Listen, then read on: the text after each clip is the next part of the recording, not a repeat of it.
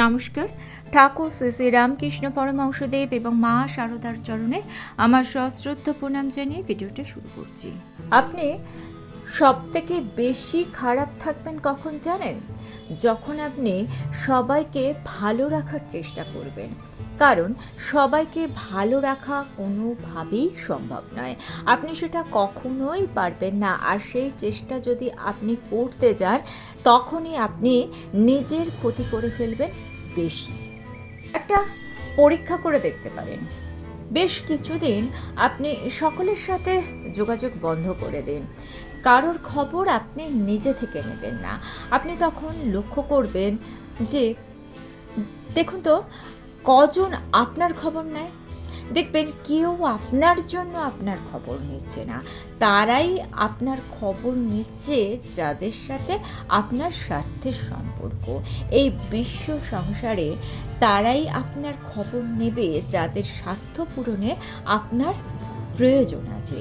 আর তখন আপনি বুঝতে পারবেন আপনি শুধু মানুষের প্রয়োজন হয়েই রয়ে গেলেন, প্রিয়জন আর হতে পারলেন না। কারণ প্রিয়জন হওয়া এত সহজ নয়। আর তখন আপনার মনে হবে আপনি জীবনে কী বা করলেন। সকলের জন্য চিন্তা করে, সকলের কথা ভেবে আপনি তো আপনার জীবনের অনেকটা সময় নষ্ট করে ফেলেছেন। আপনি তো নিজের কথা ভাবেনই, নিজের জন্য ভাবার তো আপনার অধিকার ছিল। ঠিক এই কারণে এই 4টি কথা মনে রাখবেন।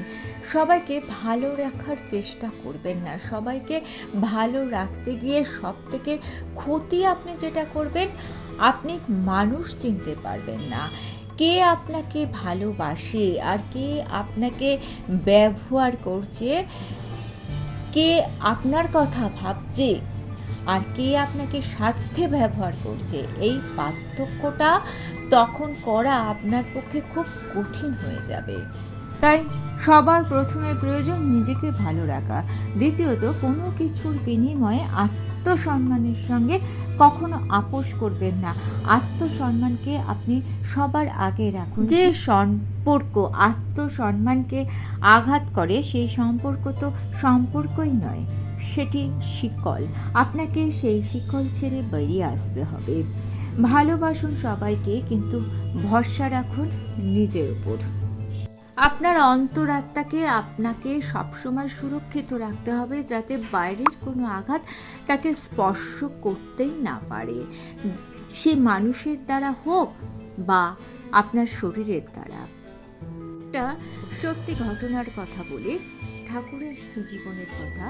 ঠাকুর তখন খুবই অসুস্থ, ক্যান্সারে আক্রান্ত, প্রচণ্ড কষ্ট শরীরে, কিন্তু তখনও ঠাকুরের মুখে প্রশান্তির ছায়া লেগেই রয়েছে। ঠাকুরের এই আনন্দঘন রূপ দেখে ঠাকুরের শিষ্য হরি মহারাজ বলছেন, আমি তো দেখছি আপনি অসীম আনন্দের সমুদ্রে ভাসছেন। ঠাকুর হেসে বললেন, শালা ধরে ফেলেছে। অর্থাৎ শরীরের দুঃখ কষ্টে তার আত্মা, তার অন্তরাত্মা কখনোই ব্যাকুল নয়। আপনি মনকে, নিজেকে যদি আনন্দে রাখতে চান, তাহলে বাইরের যে কোনো বিষয়কে তুচ্ছ বলে আপনাকে মনে করতে হবে। সে আপনার যত আপন লোকজনই হোক, আপনার পাড়া প্রতিবেশী, আত্মীয়, বন্ধু, যে কোনো কারুর আচরণই হোক, অথবা আপনার শরীরের কোনো সমস্যাই হোক, অর্থাৎ বাইরের যে কোনো বিষয়কে আপনি যদি তুচ্ছ বলে মনে করেন, তাহলে দেখবেন আপনি অনেক ভালো থাকবেন। ঠাকুরের সাথে হরি মহারাজের কথোপকথনের বেশ কিছু বছর পরের ঘটনা। তখন হরি মহারাজ নিজেই অসুস্থ। হরি মহারাজ রয়েছেন কাশীর সেবা আশ্রমে। খুব রোগ ভোগের মধ্যে দিয়ে সেই সময়টা তার যাচ্ছিল। তার অপারেশন করার প্রয়োজন হয়েছিল, কিন্তু তিনি জেদ ধরলেন যে তিনি অজ্ঞান কখনোই হবেন না। অর্থাৎ অপারেশনের সময় তিনি অজ্ঞান হতে রাজি হলেন না। বললেন এমনি অপারেশন করতে হবে। তার ইচ্ছা অনুযায়ী সেইভাবেই কাজ হলো। অপারেশন হয়ে যাওয়ার পর তার এক ভক্ত মহারাজকে প্রশ্ন করছেন, আচ্ছা মহারাজ, আপনি আর যখন অপারেশন হয়েছিল তখন আপনার ব্যথা লাগেনি? হরি মহারাজ হেসে বলছেন, দেখবে মনটা হলো ছেলে মানুষের মতো, তাকে ধরে রাখলে সে ক্রমাগত বলে ছাড় ছাড়, পালাই পালাই। একবার তাকে ছেড়ে দিলাম, কিন্তু দেখি অপারেশন তখনও শেষ হয়নি, তাই আবার তাকে ধরে ফেললাম, ব্যাস, আর কোনো ব্যথা লাগেনি। অনুভবই করতে পারলাম না। মহারাজ বলছেন, ইন্দ্রিয়কে বশে রাখাই যে আত্মজ্ঞান লাভের একমাত্র উপায়। যখন সমস্ত ইন্দ্রিয় নিজের বশে থাকে তখন বাইরের কোনো কিছুই মনকে অস্থির, অশান্ত করতে পারে না। বাইরের সমস্ত তাপ, উত্তাপ, দুঃখ, কষ্টের পিছনে থাকা চৈতন্যকে সে জেনে যায়। একবার যে চৈতন্যকে সে জেনে যায় তখন তার মনটা হয় শান্ত, শীতল, বরফের মতো। দ্বিতীয় যে কাজটি করতে হবে সেটা হচ্ছে নিজের যত্নের প্রতি আপনাকে লক্ষ্য রাখতে হবে। আপনি যদি আপনার শরীরের যত্ন না নেন তাহলে মনের যত্ন আপনি নিতে পারবেন না, কারণ শরীর যদি আধার হয় মনটি তার আধেয়। তৃতীয়ত, আপনি স্বাধীন মত প্রকাশ করুন। সব জায়গায় চুপ করে থাকবেন না, মুখ বুজেও থাকবেন না। আপনি চুপ করে থেকে সকলের কাছে ভালো হতেই পারেন, কিন্তু যদি স্বাধীন মত প্রকাশ করতে পারেন তাহলে আপনি হবেন শক্তিশালী। তাই চুপ নয়, প্রয়োজনে আপনাকে মুখ খুলতেই হবে।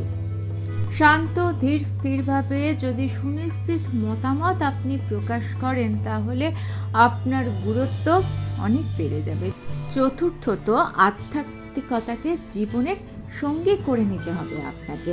আধ্যাত্মিক পথে যদি আপনি নিজেকে পরিচালিত করতে পারেন তাহলে প্রথম 3টি কাজ আপনি খুব সহজে করতে পারবেন, কারণ আধ্যাত্মিকতা আপনাকে অন্তর থেকে শক্তিশালী করে তুলবে। আর যখনই অন্তর থেকে আপনি পরিশুদ্ধ হয়ে থাকবেন তখন মন থেকে দুর্বল ভাব একেবারে উধাও হয়ে যাবে।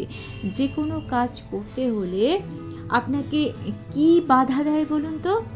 বাধা দেয় আপনার ভয়, আপনার সংশয়, আপনার দুর্বলতা। আর আধ্যাত্মিক পথে যদি আপনি নিজেকে পরিচালিত করতে পারেন তাহলে 3টি বাধা অতিক্রম করা আপনার পক্ষে খুব সহজ এবং সাবলীল হবে।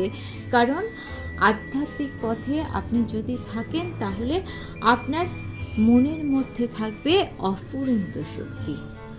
সততার আলো বড় তীব্র, বড় উজ্জ্বল, আর এই আলোয় সমস্ত অন্ধকার মুহূর্তে দূর হয়ে যাবে। ঠাকুর তো বলেই গেছেন যে 1000 বছরের অন্ধকার ঘরে একটা দেশলাই কাঠি নিয়ে আসবে, দেখবে এক মুহূর্তে সমস্ত অন্ধকার দূর হয়ে গেছে। এই দেশলাই কাঠিটি হলো আপনার আধ্যাত্মিক শক্তি, যে শক্তি আপনার অন্তরে একবার প্রজ্বলিত হলে আপনাকে আর থামায় কে? ঠাকুর বলেছেন ঝড়ের এঁটো পাতা হয়ে থাকতে। অনুষ্ঠান বাড়ির খাওয়া দাওয়ার পর অনেক এঁটো পাতা ডাই করে থাকে। যখন হাওয়া দেয় তখন সেই পাতাগুলো এদিক ওদিক ছড়িয়ে যায়, অর্থাৎ সেই পাতাটির কোনো ভূমিকা নেই। হাওয়া তাকে যেদিকে নিয়ে যাচ্ছে সে সেদিকেই যাচ্ছে। ঠাকুরের নির্দেশ ছিল ঈশ্বরের ওপর ঠিক সেইভাবেই নির্ভর করে থাকো, কারণ ঈশ্বর আপনাকে যেদিকে পরিচালিত করবে আপনি জানবেন যে সেই দিকে গেলে আপনার খারাপ হবে না, কারণ ঈশ্বর কারুর অমঙ্গল করতে পারেন না। তিনি কারুর অমঙ্গলের কথা ভাবতেই পারেন না। এই বিশ্বাসকে আপনার অন্তরে ধরে রাখতে হবে, তাহলে দেখবেন আপনি অনেক অনেক ভালো আছেন। এই জগতে কারো প্রয়োজন না হয়ে যদি ঈশ্বরের প্রিয়জন হতে পারেন তাহলে আপনার জীবন হবে অনেক আনন্দের, অনেক শান্তির, অনেক সম্মানের। এই সম্মান কিন্তু সকলের ভাগ্যে হয় না। ভিডিওটা ভালো লেগে থাকলে চ্যানেলটিকে সাবস্ক্রাইব করে নিয়ে পাশে থাকা বেল আইকনটা প্রেস করে দিয়ে অল অপশনটা ক্লিক করে দেবেন, তাহলে যখনই নতুন কোনো ভিডিও আপলোড করব তার নোটিফিকেশন আপনার কাছে পৌঁছে যাবে। ঠাকুর ও মায়ের চরণে প্রণাম জানিয়ে আজকে এই পর্যন্তই। Thanks for watching.